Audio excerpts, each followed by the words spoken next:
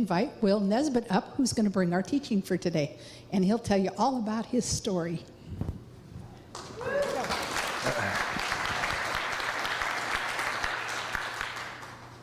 Hi guys, like Dar said, I'm not Pete.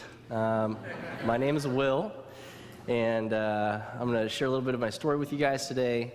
I'm just very honored that I get this opportunity. So what we're going to be talking about today, when Pete was talking to me about what I thought I might like to share is, at this point he actually said, sure, but whatever you want. And I was like, oh, great, that's helpful, thanks. But as I reflected on it, I wanted to share what I have found to be one of the most important things I've seen throughout the scriptures. So I work for an organization called Young Life. We do work with high school students. So Young Life is this organization that specializes in reaching lost, disinterested, unchurched high school students. And so with that, we've spent a lot of time thinking through ways to be able to share Jesus with this group of kids in a way that they can understand. And so one of the ways that we do that is we have these things called Young Life Clubs, and they're super crazy and fun. We'll start off by singing, some songs that kids will know from the radio, and everyone's having fun, excited. We'll do some crazy games. And then at the end of the club, one of the Young Life leaders will share just about a 10-minute message from one of the Gospels. And what we do in Young Life, we like to share messages from the Gospel accounts, the accounts of Jesus' life, the things that he did, the people that he interacted with. And we do that because we think that if we can give kids a clear picture of how Jesus treated these people, we say, well, this is how God feels about you. So I've worked for Young Life for about the last 10 years, 6 years here in Napa. And the thing that I have come to see through 10 years of studying this stuff and reading through it and sharing it with high school kids, I think the thing that marks the ministry of Jesus more than anything else is radical, scandalous inclusion. Because a lot of the things that Jesus did, the people that he healed, the ways that he went about that, they were unusual. They were ordinary, out of the ordinary. In fact, some of the things that he did were even illegal in the laws that they had back then. But it was always in a way of showing people that they belonged and showing people that they were included. So tell you a little bit more about myself. So I wanted you guys to get to know me a little bit. Before I jump into some of the teaching stuff, so you're going to hear some of my story.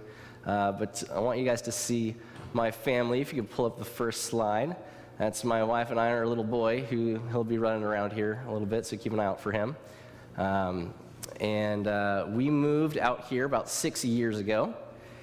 And it's been a great experience working with Young Life and with high school kids, and we've been able to see the Lord do some incredible things in their lives. But one of the things that I love about the ministry of Young Life is that we spend a lot of time with kids before we ever talk about God or Jesus or the Bible or anything like that. So what I do is I coach football and track at Vintage High School, and these kids, they'll get to know me through that because we'll spend, practices together in the rain or in the heat or whatever. And these kids who, if you were to kind of just plop them in a church service, would lose interest within seconds. They'll listen to someone like me or one of our other Young Life leaders because they know us and they know that we care about them. One of the sayings that we use in Young Life is kids, and you can even fill that in with people, really don't care how much you know until they know how much you care. And so for that reason, we spend a lot of time with them on the front end in doing what I call nonverbal proclamation. So it's the way that we share Jesus without talking about him. It's the way that we treat people and love people. That's a big thing of what we do. And the big purpose of that is to show these kids that they belong, to show them that they're included, to show them that this God that all these Young Life leaders believe in, he loves them too, that they're part of it, that they're included. But I want to share with you my story. So I was fortunate enough to grow up in a very wonderful and loving home. We went to church every Sunday. Usually that consisted of my sister and I trying to keep from laughing by teasing each other during service. But it wasn't until about middle school for me when my parents' marriage went through a very difficult time. They were actually legally separated for a little while, but then by what I can only describe as a miracle, we're able to come back together and are still together to this day. And that was the first time as a sixth grade kid that I was like, man, like maybe there's something to this God stuff. Maybe this stuff that I hear people talk about on Sunday mornings, maybe that's a real thing. So then fast forward into high school, I got involved with Young Life as a high school kid. And that's where I found out for the first time and really knew that this God who created everything, he knows me and he loves me and I could have a relationship with him. And when that really hit home for me, I was sold. I went to everything that Young Life put on. I was doing stuff with Young Life like 4 nights a week. And I loved it. And so when I was getting ready to graduate from high school, I wanted to go to a college where, the faith aspect was going to be present. And so I ended up going to Point Loma Nazarene University and had an interesting experience there. So the flavor of Young Life is one that is really marked by being very inclusive and outreach focused, because we're reaching the kids who are constantly getting in trouble, that kind of thing. And so there's a lot of fun and life and like authenticity to it. But then going to Point Loma, the people that I interacted with there, and this is not to say that the whole school is like this, but in my experience and the way that I felt things, everyone's life seemed just so perfect, so neat and well put together. And I thought, wow, like my life is not perfect. And to the point where I was like, man, I don't know if I'm good enough to be a Christian. So I actually ended up gravitating towards this party crowd, who, shockingly enough, were a bunch of old Young Life kids. That's the population we work with. And so it didn't take long before the ravages of that life caught up with me. Started dating a girl, and within the first couple months of us being together, she was pregnant. And but leading up to that, it was even more difficult. So about a month prior to finding that out, a guy that I knew from home, back where I grew up in Auburn, California, he was a guy. He and my sister dated for a little bit, and he suffered from some mental illness stuff. I actually ended up doing a suicide intervention for him as a peer counselor in high school.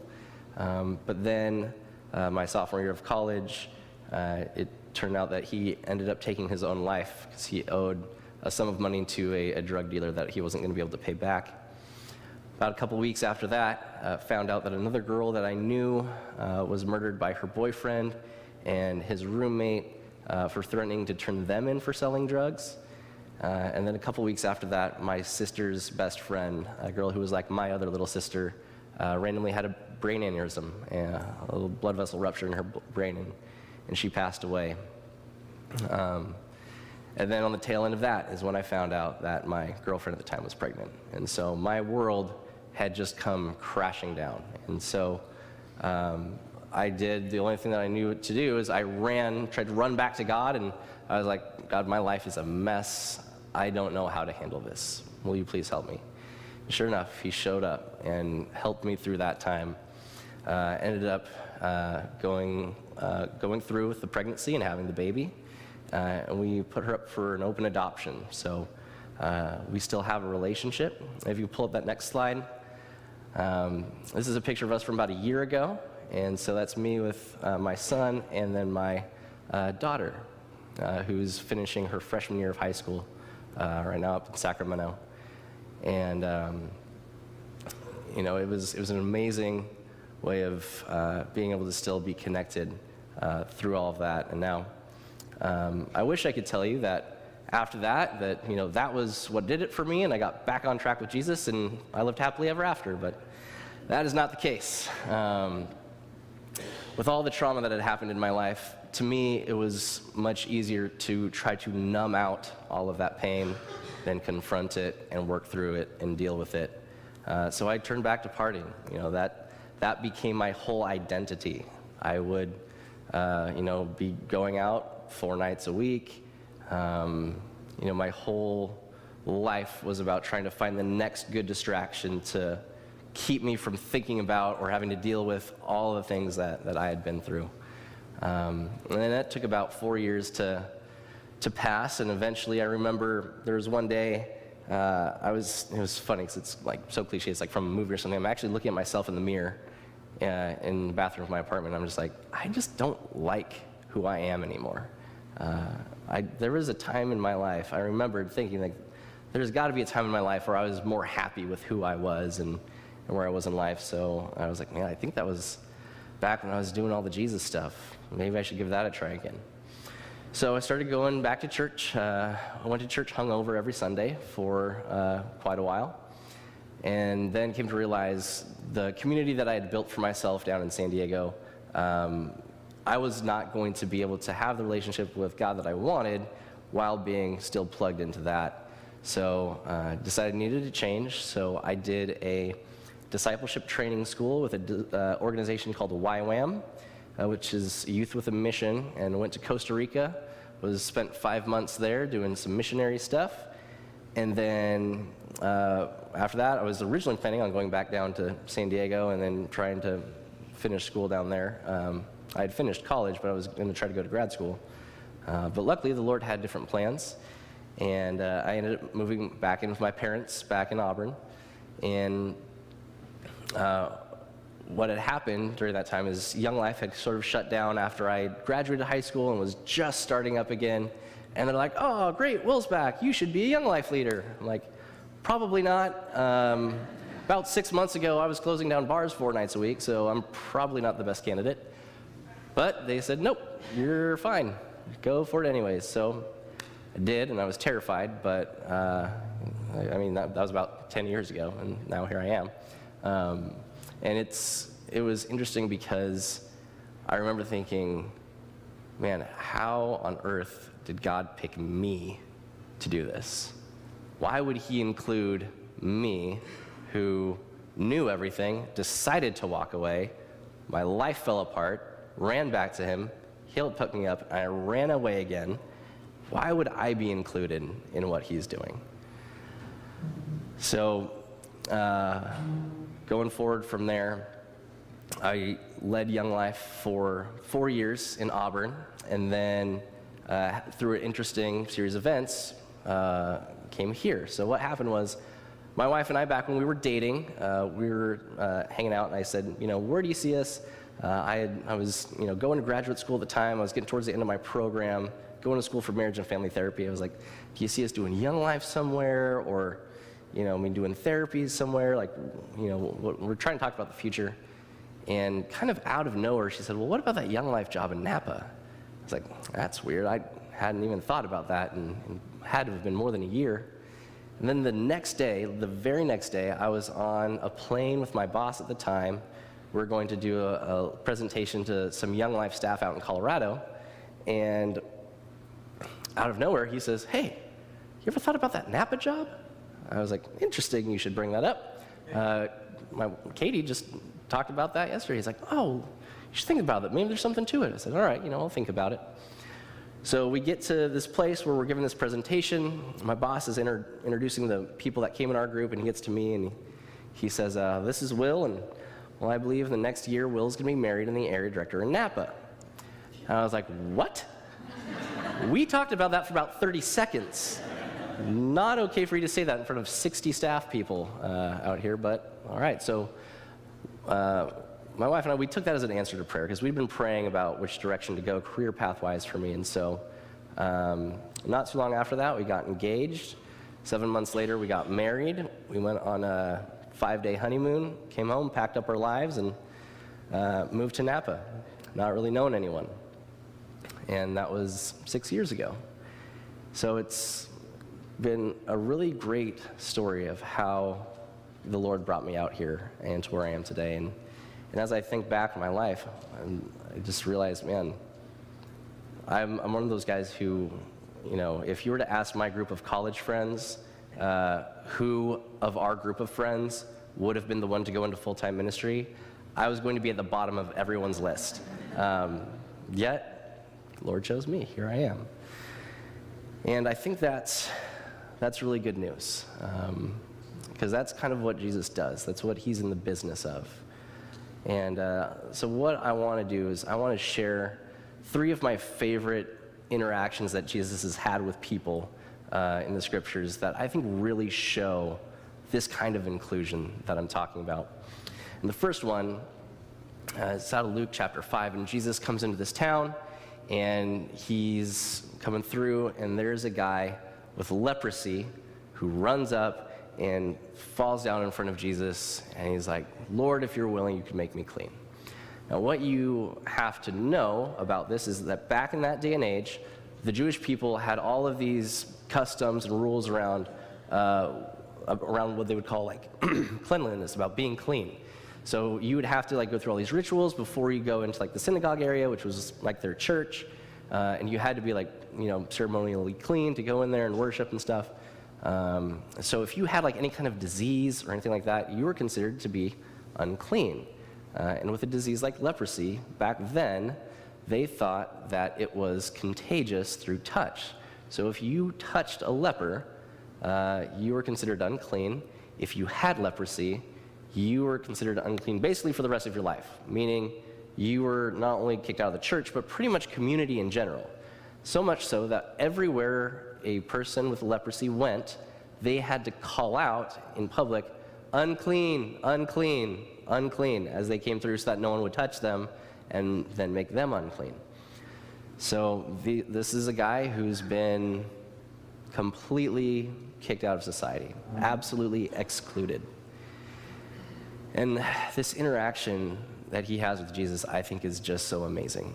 So like I said, this guy runs up, falls in front of Jesus, face to the ground, and I want to read you what it says.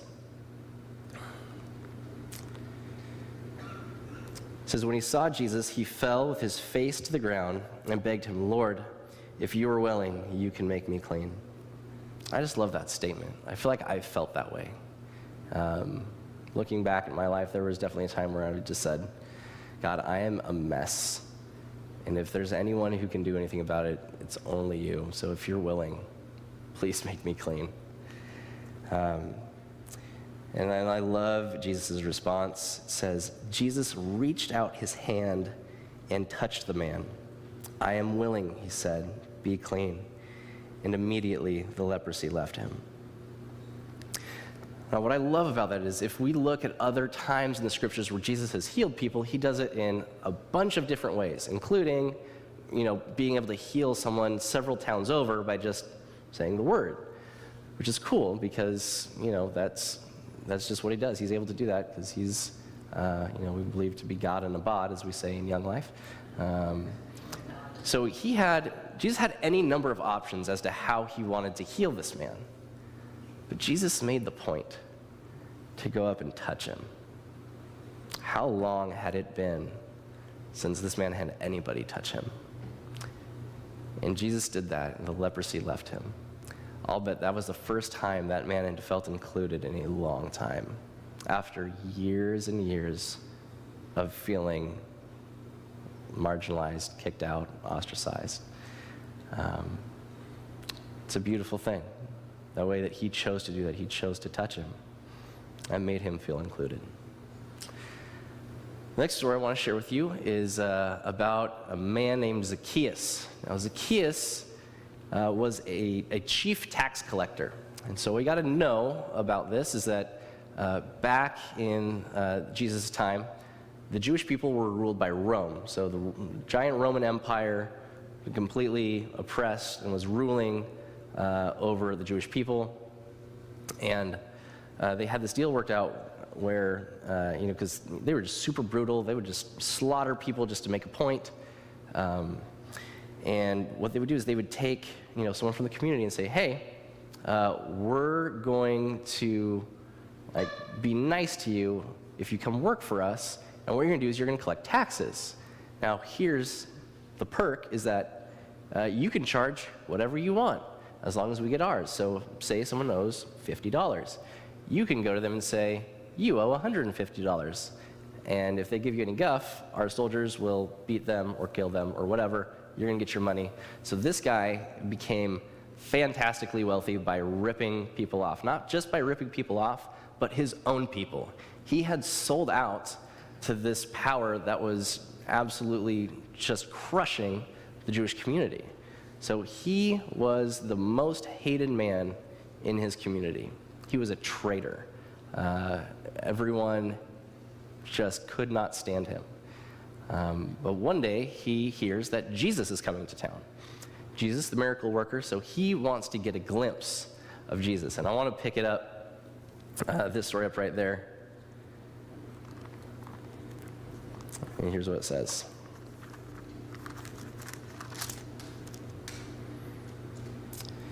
It says, he wanted to see Jesus, but being a short man, he could not because of the crowd. Now, if you're Zacchaeus and you're a short guy and you wanted to see Jesus, there's no one in that crowd that's letting you through, right? Everyone hates him. They're like, no, get out of here, man. So it says, so he ran ahead, climbed a sycamore fig tree to see him, since Jesus was coming that way. Now, here's what you got to know about these trees, is that they're big, very leafy, bushy trees. He wanted to get somewhere where he could see Jesus but not be seen. He just wanted to be close enough to catch a glimpse. So what happens, Jesus is coming down the road, and he's like, oh man, here he comes, like there he is. He's just, whoa, he's coming right over here. And I'm imagining, Zacchaeus is thinking, this is like a rabbi, a religious guy. I really don't want him to see me because I know what I've been doing, and he probably won't have very many kind words for me. But he sees Jesus like making it right towards where he is in the tree. And I can just imagine Zacchaeus like starting to freak out, like, uh-oh, this is not good. But it says, when Jesus reached the spot, he looked up and said to him, Zacchaeus, come down immediately. Let's stop right there, because at that point, Zacchaeus is like, dang it, like this is it. Like I'm about to just get torn up by this guy. But then listen to the next thing Jesus says, I must stay at your house today. Now that's a pretty bold thing for Jesus to say. So back in that culture, you did not go into someone's house or have a meal with them unless you were saying, I am aligning myself with this person. Like who you hung out with, that said what kind of person you were. So, the cooler crowd you hung out with, the cooler you were. That's kind of how it went back then. But Jesus said, hey, I'm going to come hang out at your house today. And it says, so he came down at once and welcomed him gladly. All the people saw this and began to mutter, he has gone to be the guest of a sinner. But Zacchaeus stood up and said to the Lord, look, Lord, here and now I give half of my possessions to the poor, and if I have cheated anybody out of anything, I will pay back 4 times the amount. Jesus said to him, today salvation has come to this house, because this man too is the son of Abraham. For the Son of Man came to seek and save what was lost. What I love about that is a few things. First of all, I love what Jesus didn't say to Zacchaeus. I mean, Jesus could have said a lot of things. He could have said, look, Zacchaeus, you have really been taking advantage of people for a long time. Someone needs you to come down, pay some people back, kind of get your act together, and then let's hang out. But that's not how it happened. She said, no, let's go hang out. The change happened after. It was after he was included. And I think too often in our society today, people think, man, I can't go to church. I'm pretty messed up. I'm not ready to do that. Let me get my life a little bit more in order before doing something like that. But if you look at the scriptures, Jesus always includes people first, and then the change comes after. And one of the things that Jesus said in there was, this man too is a son of Abraham. As far as the rest of Zacchaeus' community was concerned, he was not even part of it anymore. He had sold out to Rome. He was not even considered to be a Jewish person anymore. But here's Jesus basically reinstating him into his community. this man who was the most hated individual in that area. Jesus brings in this scandalous radical inclusion with him. And the last story I want to share with you is one of my favorites out of all the Gospels. It comes out of John chapter 8. Now, if you were to look in the Bible at the very beginning of John chapter 8, it usually gives a little disclaimer that says, some of the early manuscripts don't have this story, so there's been argument over, when this story may have been added. But I think that it's in there on purpose, that God, in however he orchestrated things to get us the Bible that we have today, it made it in there because I think it's one of the most clear representations of God's attitude toward humanity.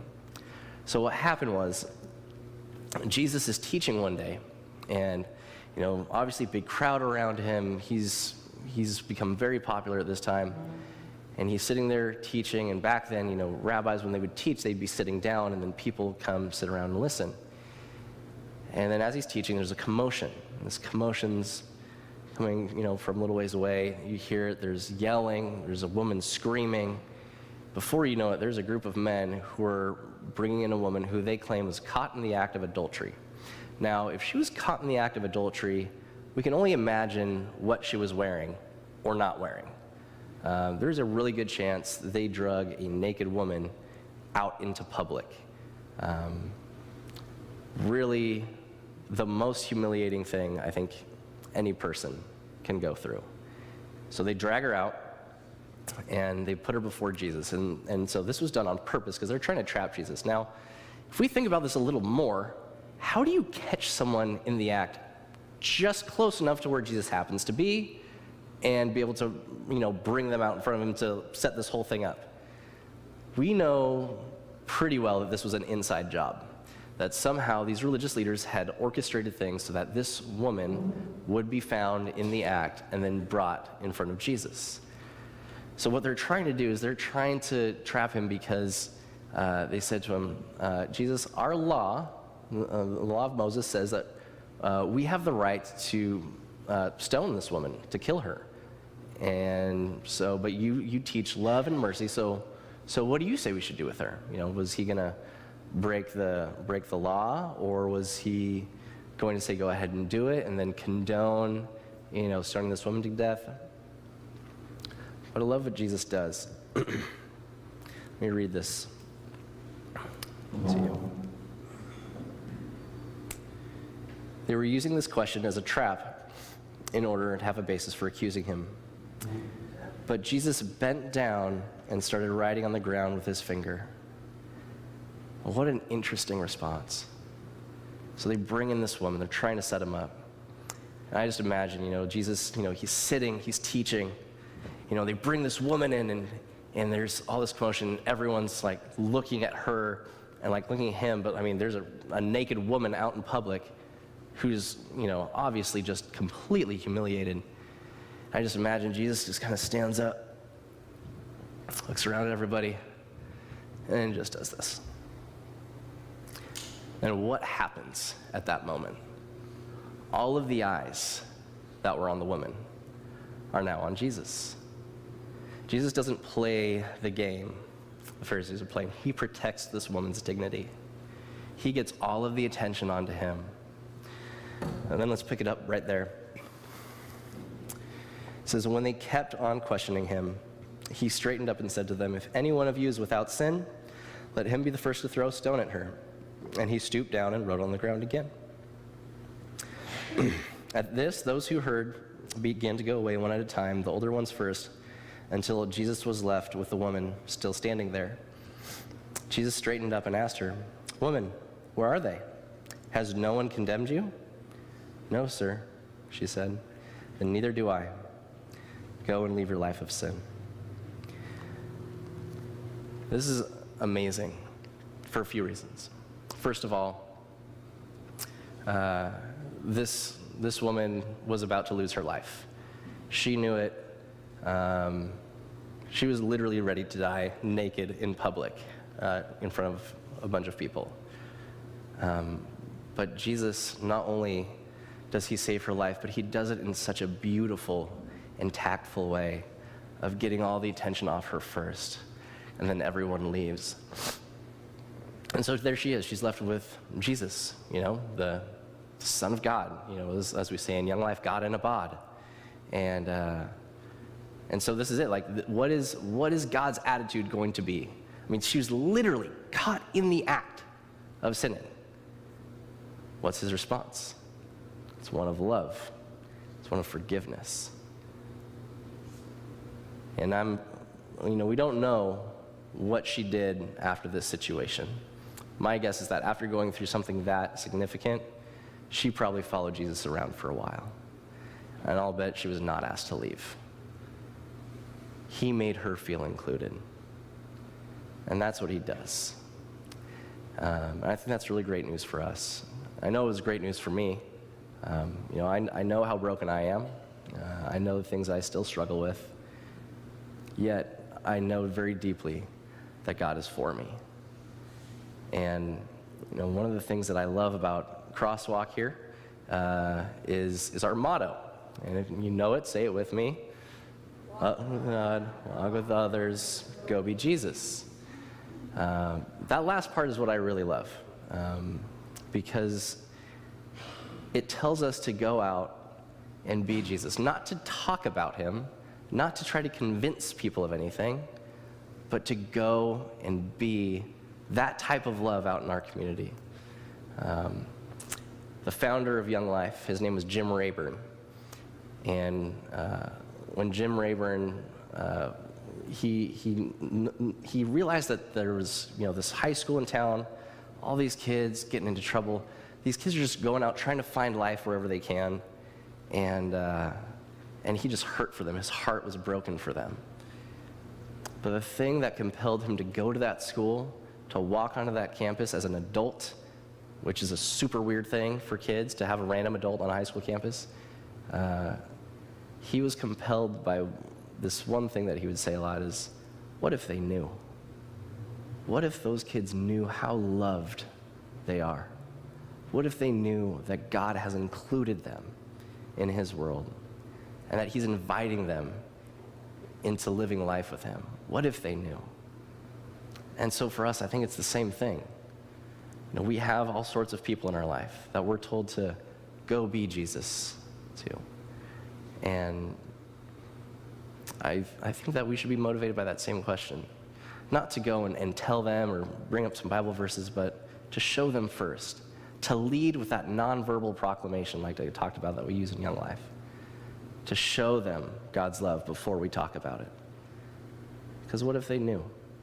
How different would their lives be if they knew they were included? I know it had a big impact on me. I've seen it have a big impact on a lot of others. So that's what I love the most.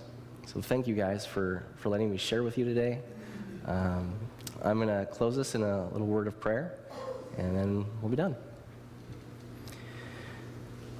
Jesus, thank you that you love us. Thank you that there's nothing that we could do that would stand in the way of you bringing us closer. Thanks for including people with all kinds of pasts, with all kinds of stories, and that you would go to any length just to show us how much you love us. And may we go be you in our communities, in our circles. May we be able to show the people in our lives who you are, and then hopefully at some point get the chance to tell them about you. Thanks for loving us. Thanks for including us. We love you. We pray these things in your name. Amen.